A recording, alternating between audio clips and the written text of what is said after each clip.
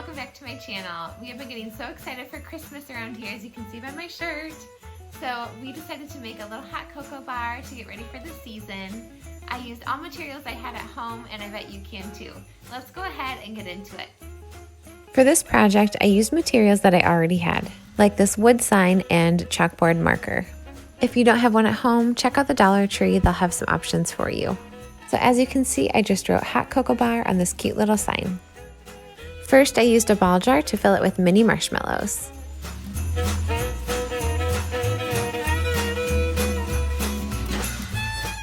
Then a second jar for my hot cocoa mix.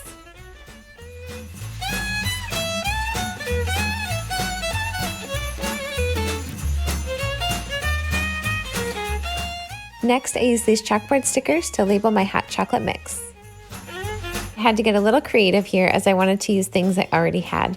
So I used these cute little toothpick containers and emptied them for my toppings. I happen to have semi-sweet and white chocolate chips at home, as well as M&Ms from that old Halloween candy.